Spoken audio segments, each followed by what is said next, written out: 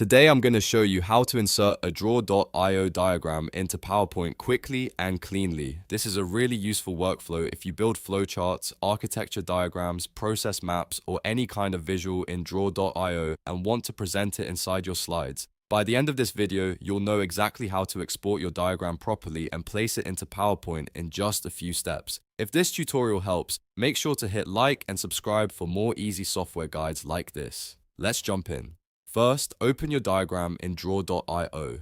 Make sure the diagram is fully finished and that everything looks the way you want it to appear in your presentation. If needed, zoom in or check the layout so the export comes out clearly. Once your diagram is ready, go to the File menu at the top of the screen. From there, choose Export As and then select PNG or JPEG. Both formats work, but PNG is usually the better option if you want sharper quality and cleaner text. JPEG can also work if the image is simple, but for most diagrams, PNG is the safer choice. After selecting your format, download the file to your computer. Depending on your settings, drawio may ask where you want to save it, so choose a location that you can easily find again, like your downloads folder or desktop. Once the file is saved, open PowerPoint and go to the slide where you want the diagram to appear. Then head to the Insert tab in the top menu.